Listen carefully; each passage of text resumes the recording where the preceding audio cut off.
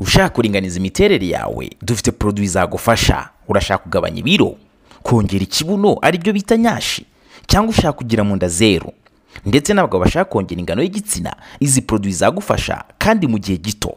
Duhamagare cyangwa twandikire kuri WhatsApp kuri 0780 45 42 66.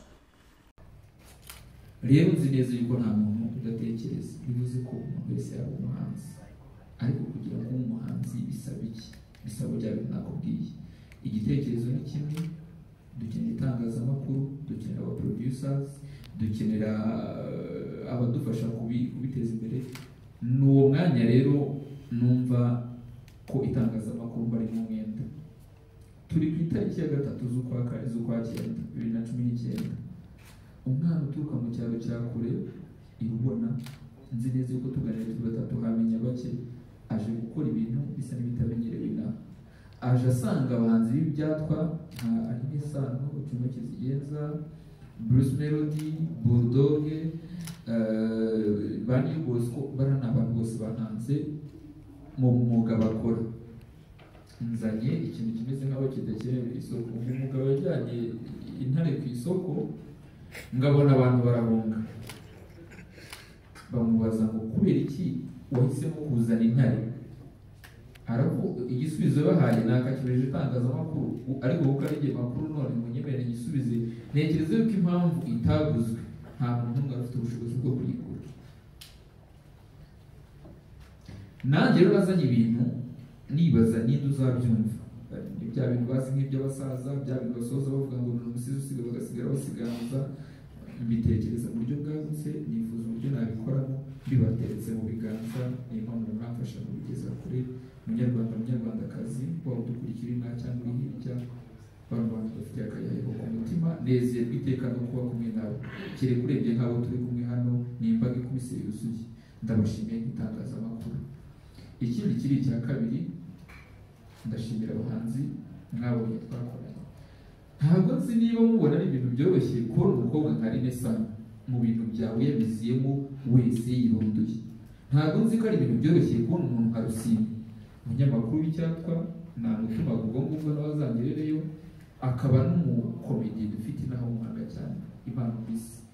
Ntabwo nzi ko ari ibintu byoroshye uramutse uteka uvuga ngo Juno, imbaga icyo gusubiza ikatari Kizigenza, Itaye Iwacu, Bulldog, Riderman, ni abantu bakomeye ku buryo gukorana nawe kuri buri muhanzi yabyifuza.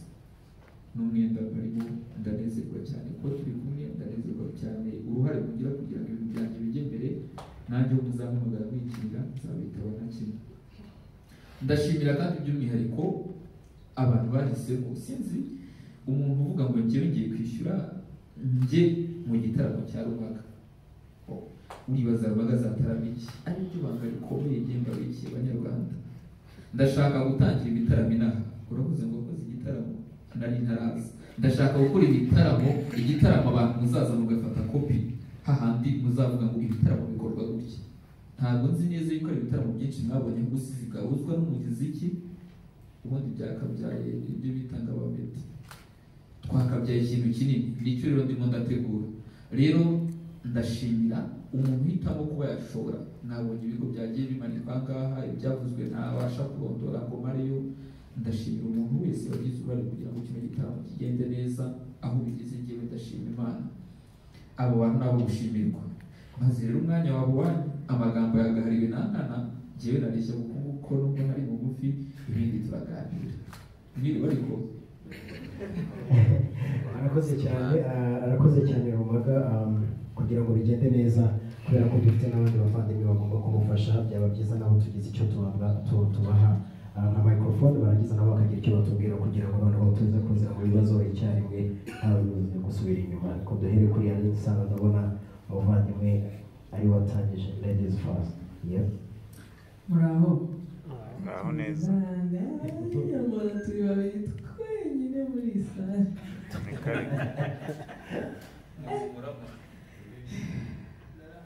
Nizere ko tuzaturi benshi mu gitaramo kuko turahari.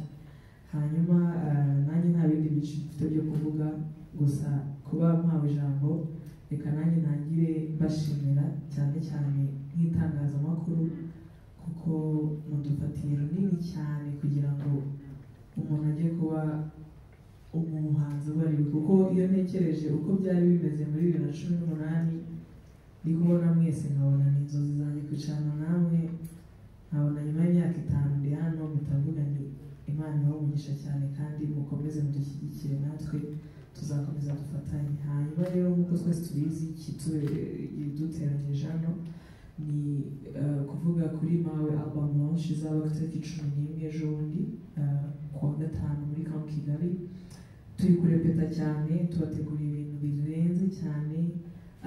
Rumaga ndamushimira ko wamugani yazanye intare mu mujyi, like ntabwo twari dusanzwe tumenyerewe, twari dusanzwe tuzi abasizi ariko batabifatanya n'imiziki ngo wumve biguteye ishyaka ryo kubireba. So ni ibintu tuzakora live by the way, so ako ni akabanga gatoya mbibiye, so namwe muze kukibira abandi.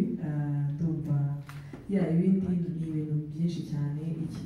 Ikigambiriwe ni uko abantu bamenya ko ari kuri wa gatanu, hanyuma ko wanagura itike yawe muraza gukomeza kubireba, information zirakomeza zitambuke, hanyuma ubwo turi kumwe kwa gatanu. Ndumva nta bindi murakoze. Mwiriwe neza.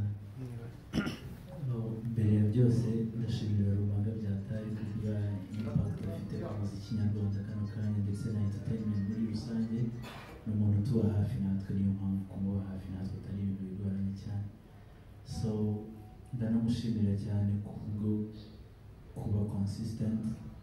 Yabitangiye ari ibintu nyine umuntu wese atumvaga nyine ko bitakunda ibintu ngibyo tuhari benshi bamuciye kimwe Byatari, ariko mu kanya arashikamye ameze neza.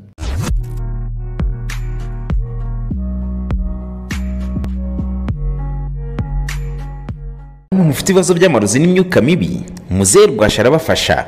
Ufite ibibazo by'amarozi y'amategano, amaryano cyangwa amatongerano, ibibazo bya kandi zaguteje inyatsi ugakora ariko ntugire icyo ugeraho, urukundo ntiruguhira kubera kandi uhora ubengwa buri munsi, cyangwa wabaswe n'inzoga n'itabi, gana uyu musaza ukomoka Karagwe k'Abahinda gufashe. Hamagara 0780 45 42 66, ni 0780 45 42 66. Muzehe Rwasha mugana gukongoreho karande kameza miryango zakuzengereje.